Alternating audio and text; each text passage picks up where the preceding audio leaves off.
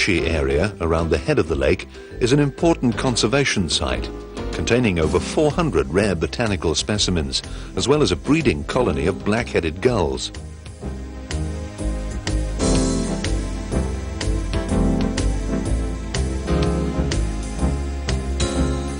After Uznach, the track divides, with the original VSB line branching off to the right towards Siegelbrücke, where connections can be made to Zurich or Chur.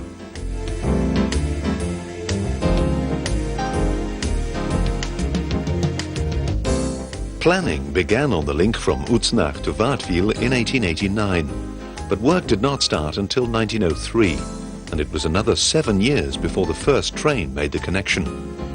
The major obstacle along the route was the Ricken Pass, and although an overland route was proposed, the decision was eventually taken to drive a tunnel through the heart of the mountain.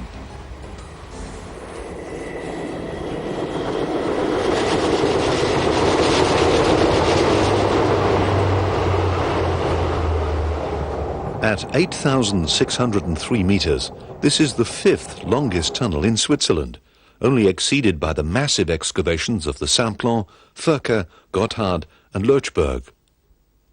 Work began from either end in November 1903, and for the next few years steady progress was made.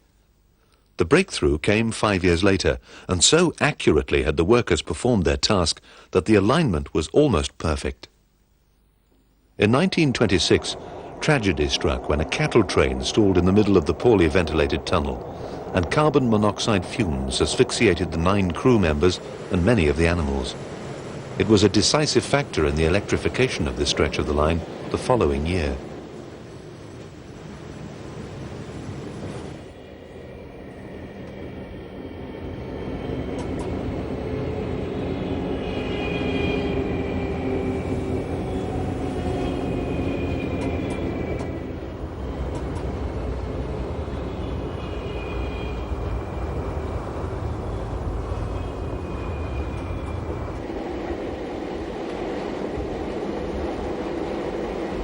Waardwil is the junction with the line between Wil and Neslau-Neu-Sankt Johann, a picturesque route into the heart of the Toggenburg.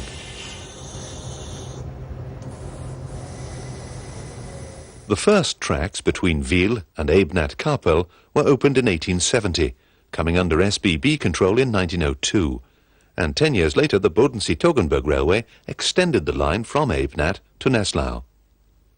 The line is thus partly owned by the SBB and partly by the BT, with the two companies running alternate services crossing at Waardwil. The villages of Neslau and Neu-Sankt Johann at the end of the track lie in the heart of the Toggenburg mountain region. The tranquility of this area attracted Benedictine monks in the 12th century, though today the region is more sought after as a year-round holiday centre.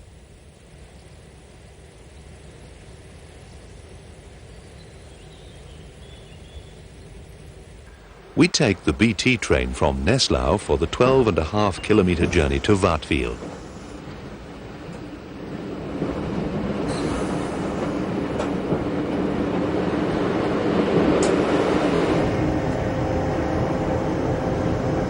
The handsome Baroque church of Neu-Sankt Johann, built in 1644, houses an 18th century organ.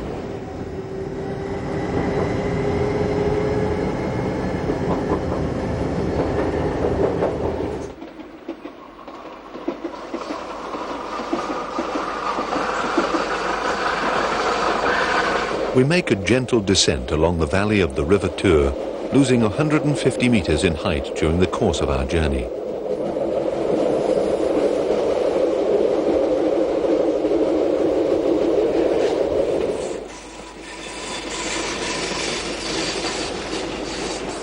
The Toggenburg region is noted for its goats and cows, and an extremely tasty regional cheese can be found on sale in the local cheese shops.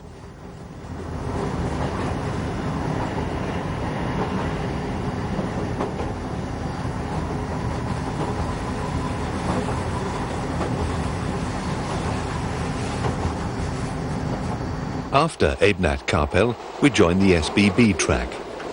Although the line between Neslau and Waardwil was electrified in 1931, the section from Waardwiel to Wiel remained in steam for another decade.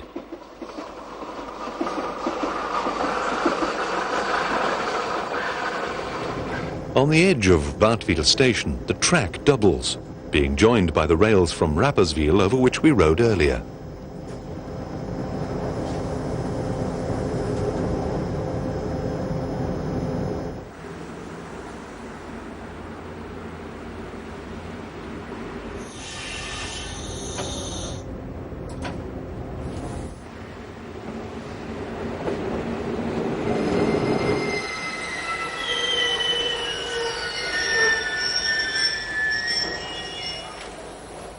The signalling system at Waardwiel survives from earlier times, with the old levers still in operation for both signals and points, although electrical interlocking between the two updates the operation. Both Waardwiel and Lichtensteig, the next station on the line, are SBB stations, which control both the Wiel-Neslau route as well as the Voralpen Expresses and BT trains.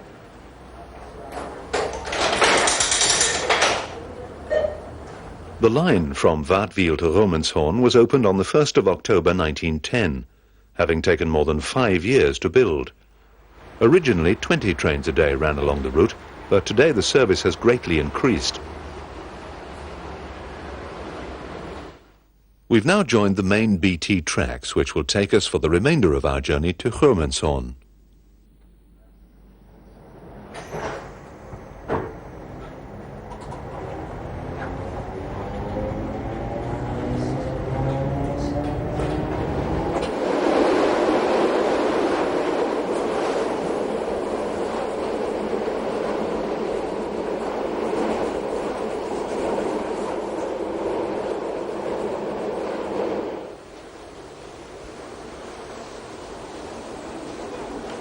The SBB and BT tracks run in parallel for 2.5 kilometers before dividing just outside Lichtensteig station, with the SBB lines continuing to Wiel.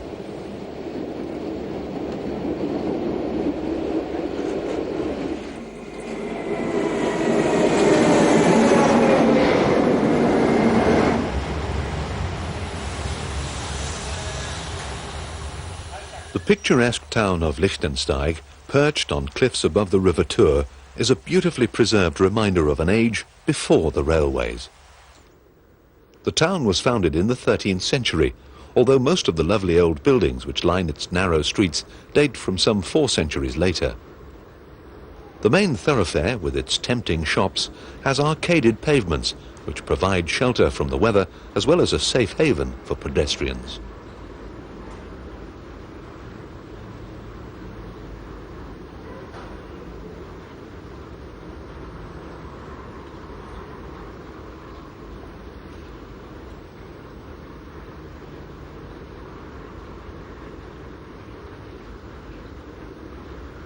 Lichtensteig is the chief town of the Toggenburg, and the fine half-timbered buildings emphasize its importance as an administrative and judicial center.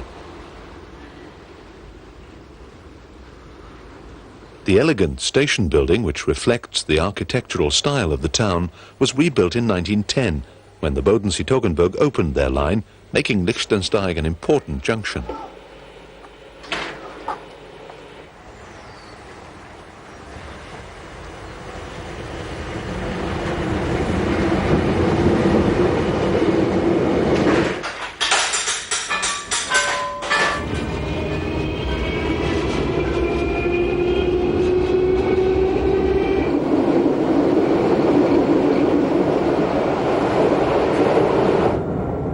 After crossing the river, our line almost immediately enters the Wasserflue tunnel, taking the track deep under the mountain pass and linking Lichtensteig to Brunarden. This 3,500 meter excavation took 4.5 years to build.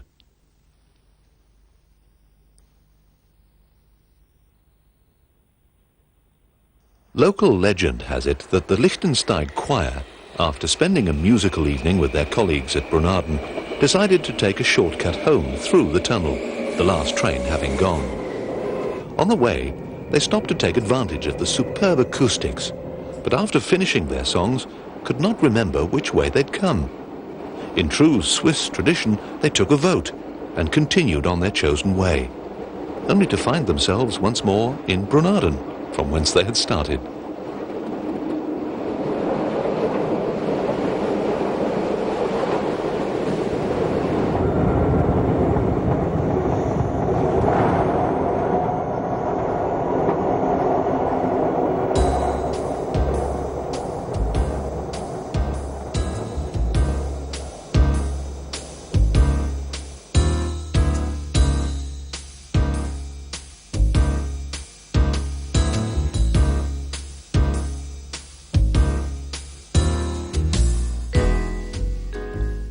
Our way lies along the steep sides of the Neckar River Valley, and the building of this section of the line proved a challenge to which the engineers responded magnificently.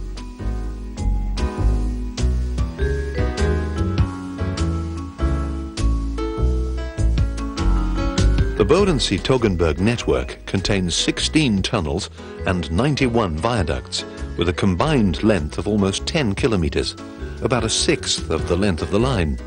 More per kilometer of track than any other railway in Switzerland.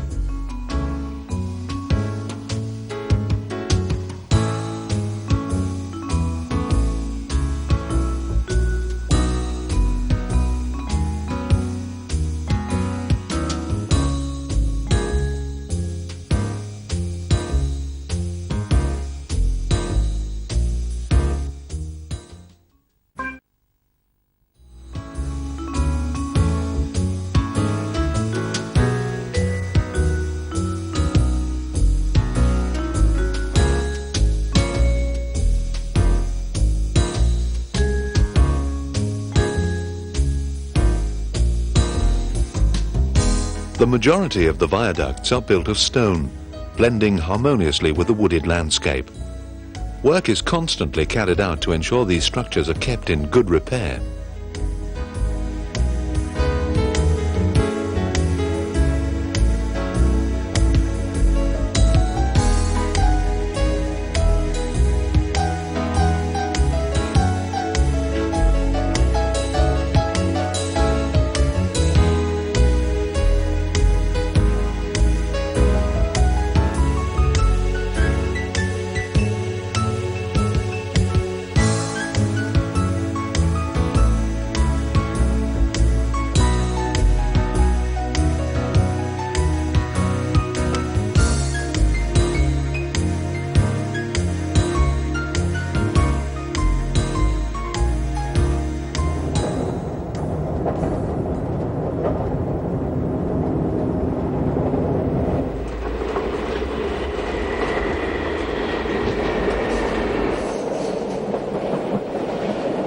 At Degersheim station, a memorial to the earliest days of the line proudly stands beside the tracks. Number 6 was one of 9 EB35 locomotives bought from the German company J.A. Maffei of Munich for the opening of the line in 1910. In 1932, having run over 900,000 kilometers, she was sold to the Swiss Federal Railways, where she continued to work for a further 30 years. Her return to Degersheim in September 1965 meant an end to active service. Her sister, locomotive number 9, has also returned to her original haunts and is now the proud possession of the Herisau Steam Loco Club. Enjoying semi-retirement, she can now be found in steam on most weekends. This superheated locomotive carries 10 cubic meters of water and 3 tons of coal and has a fully laden weight of 74 tons. Paraffin-soaked cotton waste is used to ignite the fire, the smoke of which must be ducted out of the immaculately clean depot.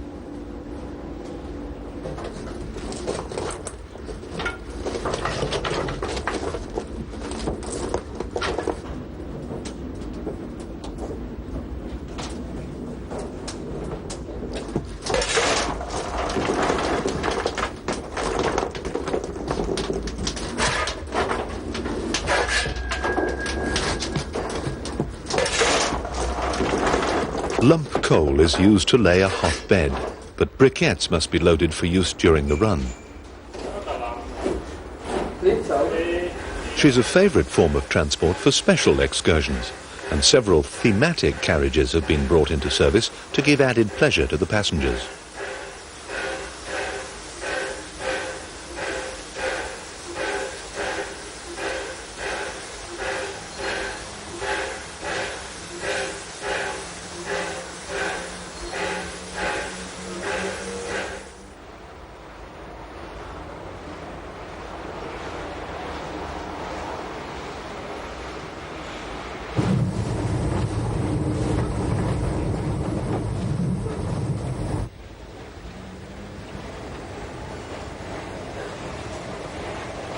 Swiss weddings are grand events, with couples commonly chartering a special boat, charabanc or train to give a touch of nostalgia to the day. The gleaming old engine provides the perfect backdrop for that special photograph, with the locomotive sporting an outsized bouquet in honour of the event.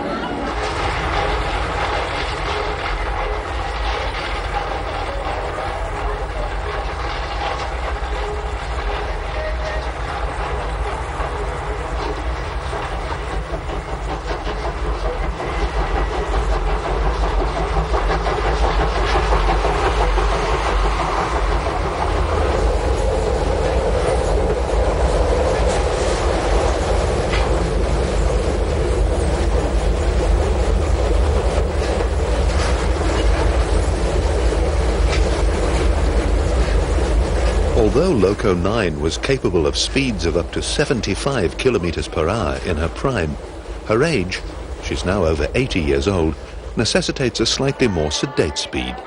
So the revellers are in no danger of spilling their drinks over their wedding finery.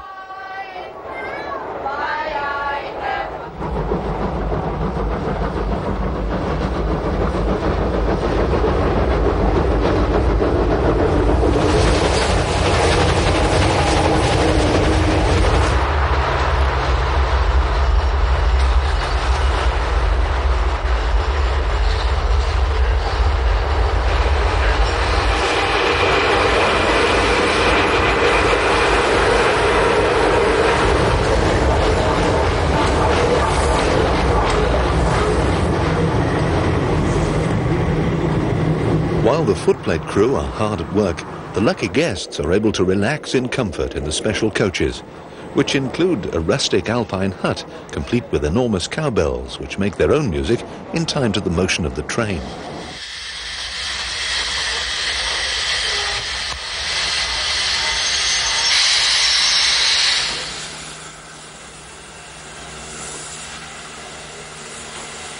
Our way continues from Degersheim towards the textile towns of Herisau and St. Gallen.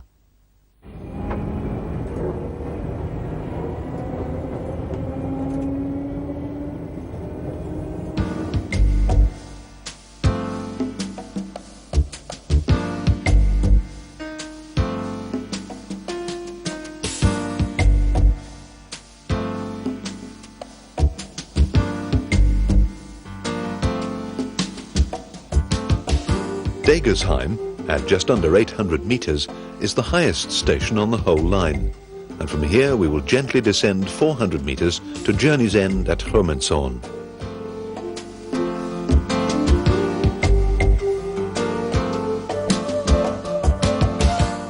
The track emerges from the Bulberg tunnel directly onto the graceful Weisenbach viaduct, whose 13 stone arches combine to form a total length of 282 meters, bearing the track 64 meters above the valley floor. This bridge spans the boundary between the cantons of St. Gallen and Appenzell.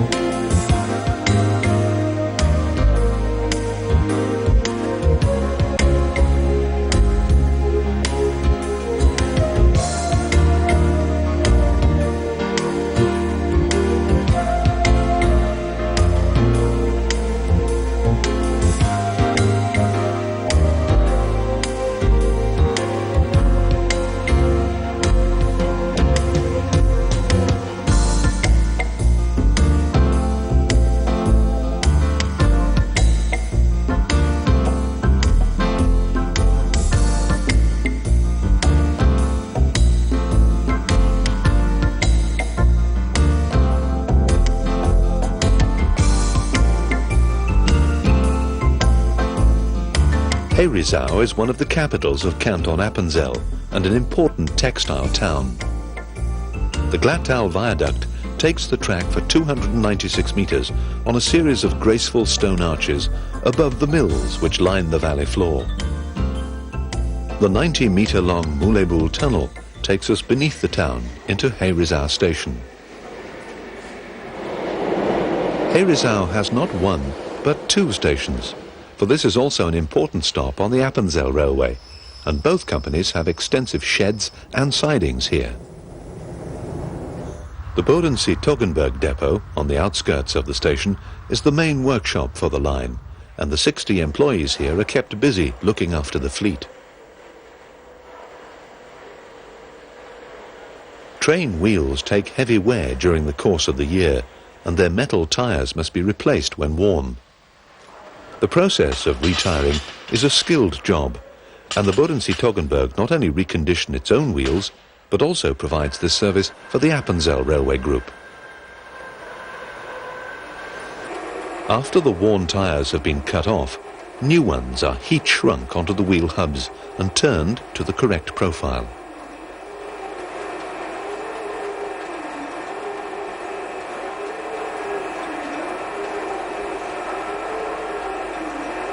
The finished wheel sets are now ready to be rolled through into the main workshop for fitting onto the refurbished bogies.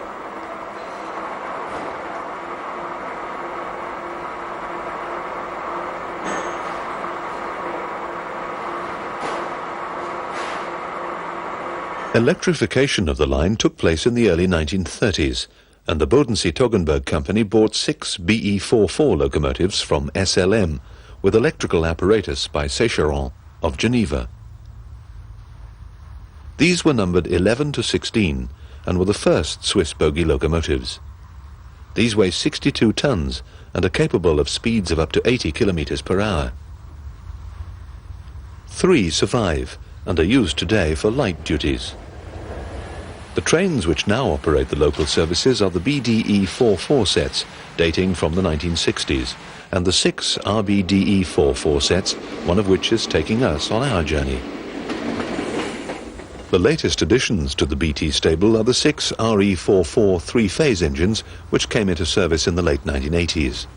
These powerful workhorses have maximum speeds of 130 kilometers per hour, twice that of the original steam locomotives.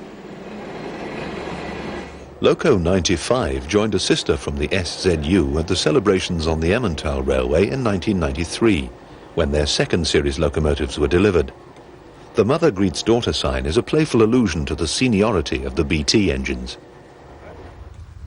The RE44 locomotives, like all the modern BT trains, are named after villages and towns along the route, and bear the relevant emblems and cantonal flags. After Herisau, our route passes from Canton Appenzell back into Canton St. Gallen, across the deep gorge of the River Sitter.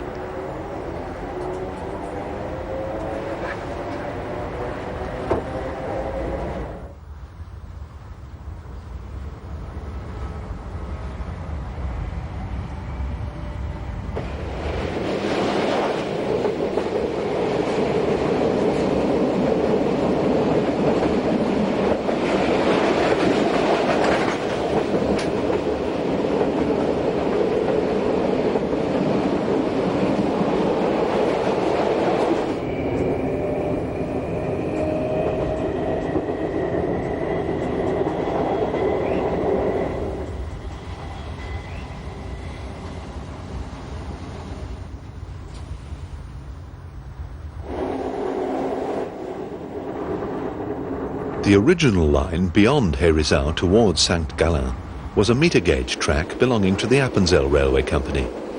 Opened in 1875, it connected at Winkeln with the main route between Winterthur and St. Gallen.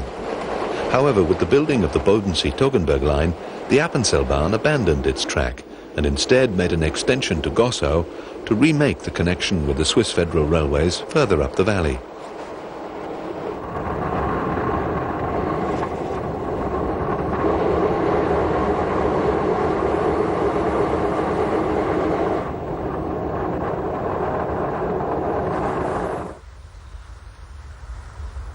The Bodensee reservoir is not only a local beauty spot, but also part of the hydroelectric power plant, which is situated in the Sitter Valley, almost 100 meters below. The Sturzenegg Tunnel brings us out onto one of the most imposing railway bridges in the whole of the country. The Sitter Viaduct, the highest in Switzerland, carries the track over 99 meters above the riverbed, on a series of stone arches and a central girder section which alone measures 120 meters. The 11 pillars, which were designed to withstand the immense loads, were built from stone specially imported from Graubünden.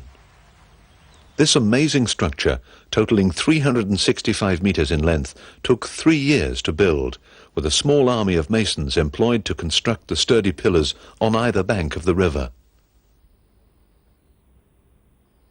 The central steel girder was assembled in situ on an imposing wooden scaffolding with a travelling crane running on top of the span itself to aid the difficult task of construction. The specialist craftsmen who worked on the fabrication had an arduous 100-meter climb each day, even before starting work. The completed span was carefully lowered into place using an ingenious lost sand mechanism which took into account the ruling gradient of 1 in 62. The only traces of the scaffolding which survive are the concrete and masonry foundations remaining in the riverbed at the foot of the viaduct. 2 years after the bridge's completion, a movement of 200 millimeters at the top of each of the 2 central piers was measured, and this had reached the alarming shift of 270 millimeters by 1921. A technical survey concluded that the best method of stabilizing the bridge was to use a special apparatus attached to the main pier at the Herisau end. This applied an effective lateral force of 182 tons to that pier and an equal force through the girder onto the other main pier at the St. Gallen side. In this way, the use of a relatively small weight, amplified by levers, successfully controls the movement of the main columns.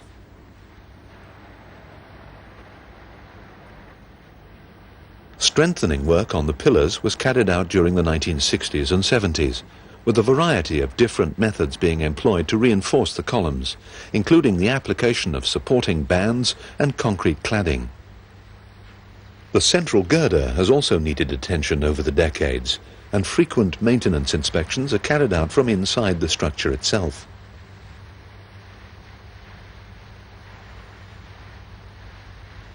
Because of the increase in traffic and axle loadings, additional steelwork was added in the early 1980s to bring the bridge up to European mainline specifications.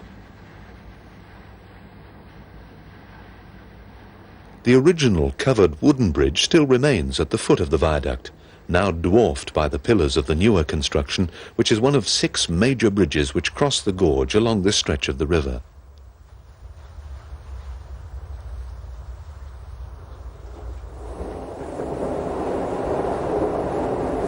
The neighbouring bridge also carries a railway track, the SBB main line between St. Gallen and Winterthur.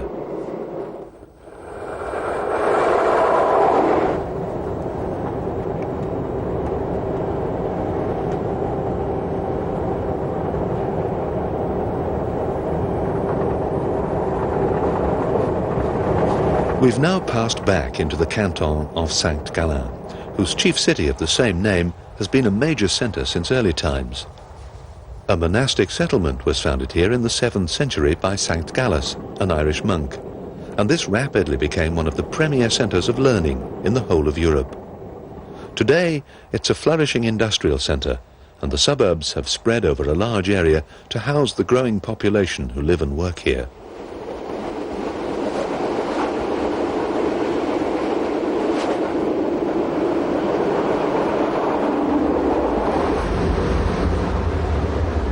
The first trains reached St. Gallen at the early date of 1856, when the St. Gallische Appenzellische Eisenbahn extended their network across northeastern Switzerland. This company was taken over the following year by the VSB, which became part of the newly formed Swiss Federal Railways in 1902.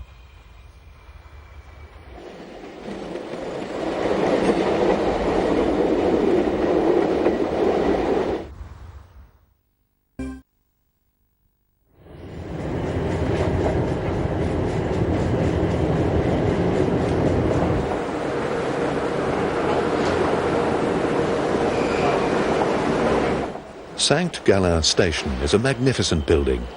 Rebuilt at the beginning of the 20th century, it's home to both SBB and Bodensee Toggenburg standard gauge trains. The complex also has meter gauge tracks serving two other companies. The Appenzell Railway Group has a network of lines running through its canton. Their colourful red trains have given a much appreciated service to both tourists and the local population for well over a century. The little orange rail cars of the Toggenburg are a colourful sight on their 10-kilometre route through city and countryside. They run on 600 volts within the city boundaries to be compatible with the trolleybuses, but require increased voltage for the uphill climb through the suburbs. The first trams ran in St. Gallen at the end of the 1890s and were joined in 1903 by the Toggenburg, which in those days terminated at the Brultor at the other end of the city. The two companies finally amalgamated in the 1950s to give one through service. The track utilizes gradients of up to 1 in 13 in order to gain the 287 meters in height needed to reach the summit of the line, before gently descending to its terminus at the mountain resort of Trogen. St. Gallen is a bustling city whose picturesque cloister quarter proves a major tourist attraction. However, it's also a commercial center, and much of its wealth comes from the thriving textile trade, which has been a feature of the region for centuries. The Textile Museum and Library house an extensive collection of fabrics, patterns and associated manuscripts, which are a feast for the eyes, as well as an invaluable reference collection for students and professionals alike.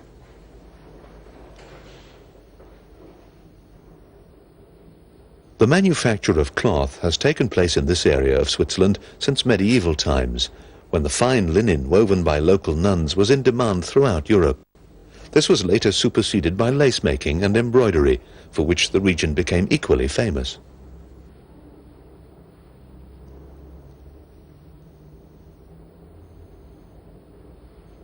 This beautiful lace cloth was made as a demonstration of Swiss craftsmanship for the great exhibition held in Hyde Park, London, in 1851, and bears the British Royal Coat of Arms.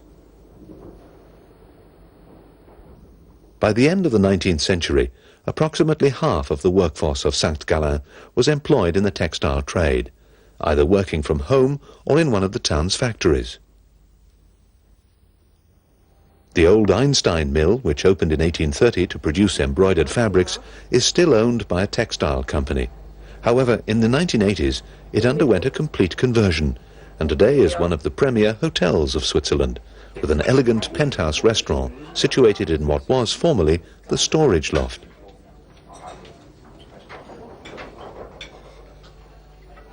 Although some of the old works have now gone, St. Gallen still has a flourishing textile trade, even though the factories nowadays look more like executive offices than mills.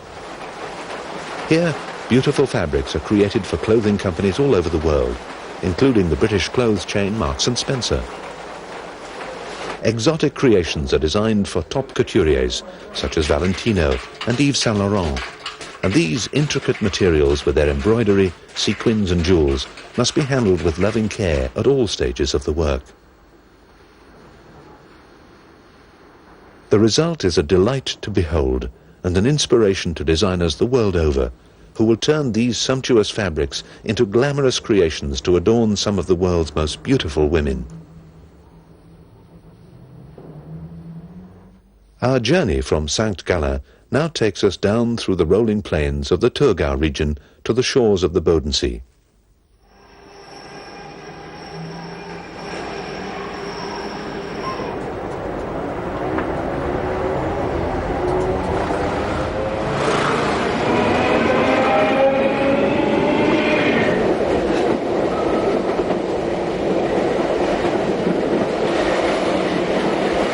Almost immediately outside the station, the Rosenberg Tunnel, built 2 years after the opening of the line, takes the track for almost 1,500 meters under the city streets into the station at Saint-Fiden, a suburb of St. Gallen.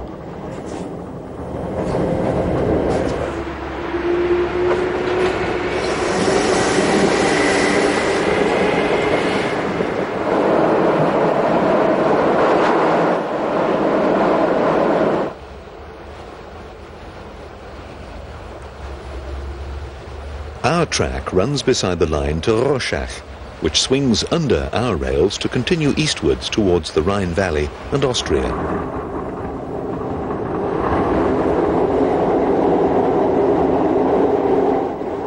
The Brugwald Tunnel, at 1,731 meters, is the third longest along our route. It took more than 18 months to construct.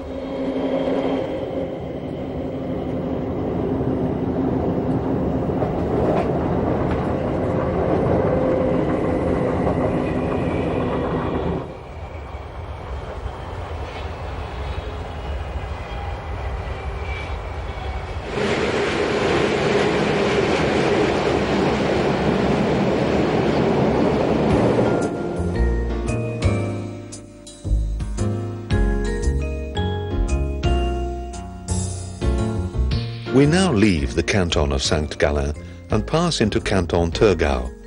The railway runs close to the cantonal boundary, and we will pass between these two counties several times during the remainder of our journey.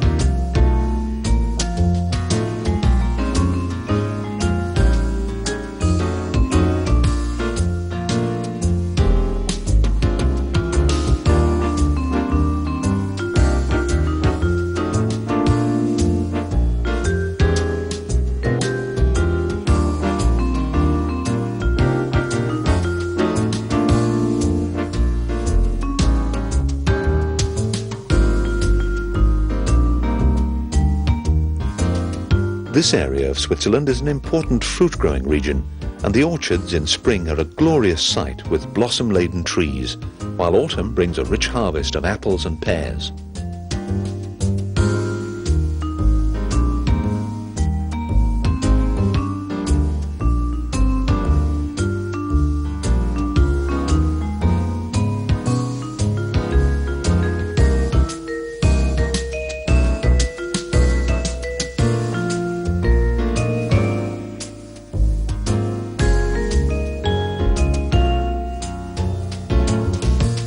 We are now approaching the Bodensee, Switzerland's second largest lake, better known to English and North American visitors as Lake Constance.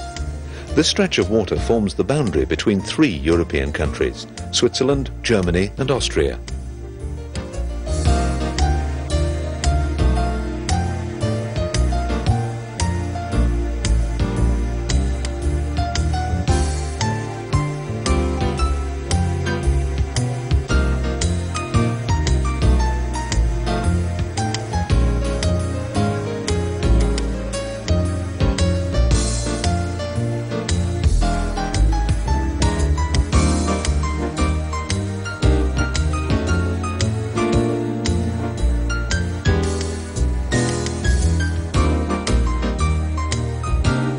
The railway does not take the direct line down to the lake, but meanders along the hillside, serving stations in each village to give a greatly appreciated and well-used facility to the local population.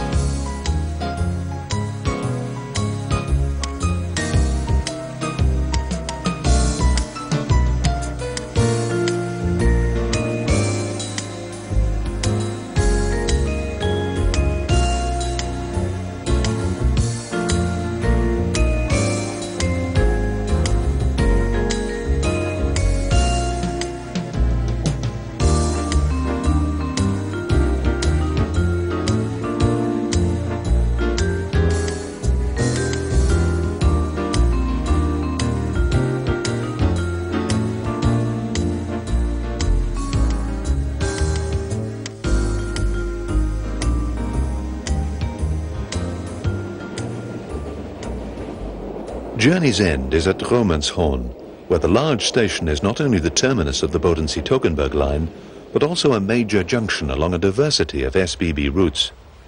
This was one of the earliest railway stations in Switzerland, opened in 1855, when the Nordostbahn inaugurated a line between Winterthur and Romanshorn. The signal semaphore arms, a relic of the early days, still play a vital part in the control of trains on the approaches to the station.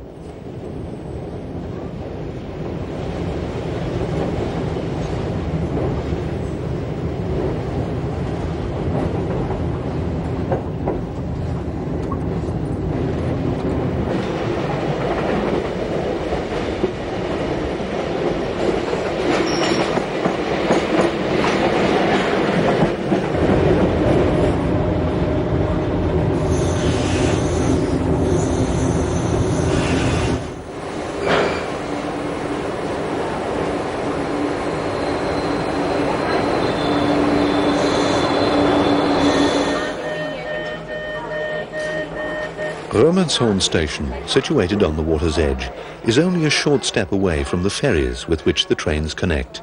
This is the largest Swiss port on the Bodensee, with ferries coming and going at regular intervals. These ferries are partly owned by the Swiss Federal Railways, who have been operating passenger boats on the lake since 1902, after absorbing the Nordostbahn Railway Company together with its fleet. This lovely expanse of water is not really a lake, but rather a widening of the River Rhine, where a glacier gouged out a large basin during the Ice Age.